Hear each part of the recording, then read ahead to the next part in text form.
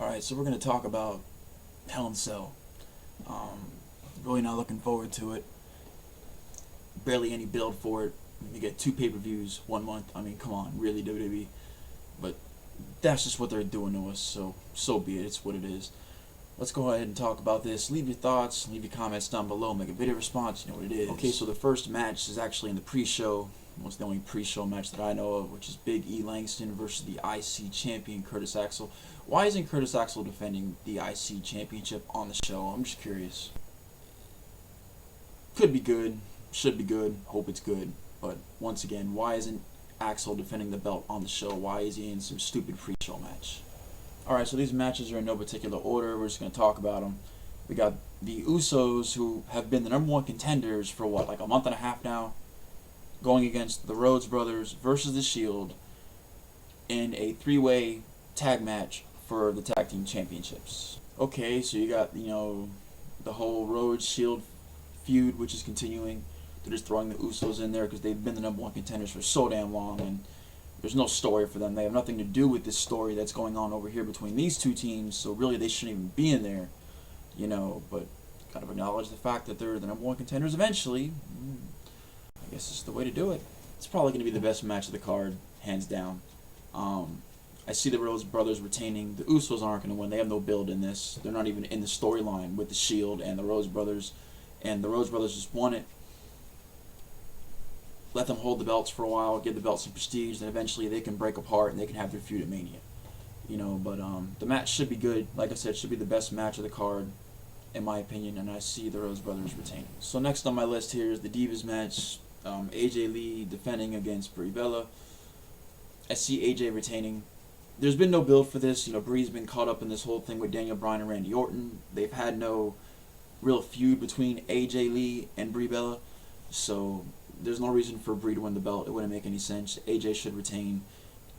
AJ's in the match. The match should be decent in that regard. It should be somewhat of a good wrestling match as long as, Brie can hang with her a little bit. It takes 2 to tango. So, if this ends up being a good match, then I'll give a lot of respect for Brie for being able to go out there and work with someone like AJ. But we'll have to see how that match actually turns out. Okay, now for the feud that needs to end. This whole entire CM Punk, Paul Heyman bullshit. Okay, Punk finally gets Heyman in the cell. It's Ryback and Heyman versus Punk in a handicap match in Hell in the Cell. Punk won the whole beat the clock. He made the stipulation. He wants Heyman. Hell in the Cell is the end all of matches. It ends feuds, okay? Let this be the end of this godforsaken feud. Please, WWE. Please. I mean, really. For the love of everything holy, WWE. Seriously. You've drawn this out for so long, and you have taken 2 potential main eventers in Ryback and Curtis Axel and shoved them under the bus for the sake of trying to get Punk over or Heyman over. I don't know what you're trying to accomplish here, because it doesn't make any sense, because Punk going out there and decimating Heyman is not going to make him any more over than he is, and him beating Ryback isn't going to make him any more over than he is, because Ryback's so far down on the card. Heyman's not even a wrestler. Like, this is stupid. Heyman should not be the centerpiece of any feud. He should just be the voice for the guys that are green as grass. And that's it. Okay? Let him be the manager, because they're green as grass. They suck on the mic. He needs to be their backbone and give them that push so they can get elevated and they can learn from him. Maybe they can be future main eventers, but they're just going about having Heyman paired with these 2 the wrong way. He should not be the centerpiece. He should be pushing them as a centerpiece and him just being the backbone for them, being the talker for them, getting them over with the audience. So this feud better end here. Okay, this better be the end of it. Just let Heyman be the guy who's the voice for the guys that are green as grass, and stop making him the centerpiece. It's not helping Punk. It's doing nothing for Heyman. He's not an in-ring performer. Okay, people already hate him enough. Okay, that's it. Okay, there's nothing that's being accomplished here. It's just a waste of time. This better be the end of this. Punk better win. Okay, I mean, for the love of everything holy, once again, they've dragged this on for so long. and it's did nothing for nobody and got nowhere. Okay, Randy Orton versus Daniel Bryan, Shawn Michaels guest referee for this match. Once again, this feud needs to end. This farce of not having a WWE champion for how long needs to end. This whole thing was just made to build Triple H versus The Big Show, which is probably going to happen, I don't know, with Survivor Series or something like that. That's all this whole feud was about. This whole entire evil faction and all that shit, which is about building for that match. It's not even about the championship. So this is stupid. So let's just end this farce at the pay-per-view. Bryan finally overcomes the impossible odds that have been thrown against him. The countless times he's been stripped of the damn championship or screwed out of it or whatever. Let this just be the last fucking time that we have a pay-per-view where there's no decisive finish and we still have a vacant championship. Okay, let Bryan just walk out with the damn title and let's accomplish something from all of this stupidity that's been going on for the last 2 months. I wanted to get through everything that I actually knew was going to happen on the show before I got to the part I want to talk about now. Because, yeah, this shit is so irritating. We got John Cena going up against Del Rio for the World Heavyweight Championship. Come on, WWE. Really? He comes back from a tricep injury 4 months early and magically has a title shot. And we all know he's not going to tap out. Yeah, he's got the tricep injury. You know, he's just coming back. We all know he's not going to tap. We all know Cena's going to win. And there's such a rush just to bring this guy back. What, did the ratings go down? Which, I mean, that's probably what it is, why they're rushing him back. But it's like the ratings wouldn't go down if you booked things properly.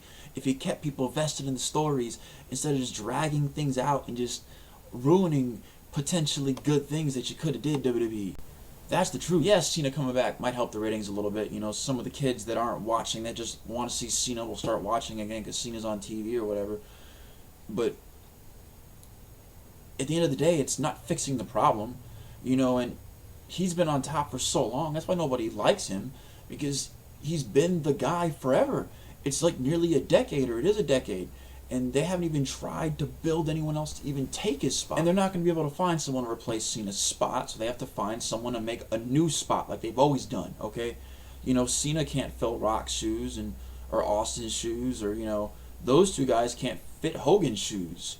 You know, like, it's just a matter of principle and saying that you're not trying to build the next Cena, you're trying to build the next guy. And that's what it should be about. You know, but they don't do that. They just keep pushing Cena down our throats, and right now it's to the point, whether he was face or heel, I just don't want him on TV anymore. I mean, yeah, it'd be nice if he was heel, he could put over people and whatever, but it's not going to make me like him anymore. I mean, yeah, I'll respect WWE for, you know, letting him go out there and actually doing something positive for the company in terms of putting over new talent. You know, and I've always respected Cena. I still respect him now for his work and everything that he does. Like, I respect him. But I don't like his character. And no matter what WWE does to his character, I'm just tired of seeing him on my television. Whether he's heel or face, it won't make a difference to me. I just want him gone. Okay? He's been on top for so long. I'm just so sick and tired of seeing his face. There's nothing they can do to change that. So, Cena's going to win this match. We all know that. I don't care anymore. Like, I don't even tune in for Cena. Okay, I hate Cena. I've hated Cena for a while, and I've defended Cena in the past, you know, because it isn't his fault, it's WWE's fault, and it's WWE's fault that I dislike Cena so damn much. You know, they've screwed him up for so long, and they haven't fixed it, and even if they fixed it now, it just wouldn't do shit for me. I would still say, I want you gone, goodbye. But leave y'all's thoughts and comments down below about what you thought of the video, or Hell in a Cell, or my thoughts on John Cena, or what WWE has done in the last 10 years. You know, make a video response, do something, thumb it up, thumb it down, hopefully thumb it up. Hit the subscribe button, you already know what it is. Peace.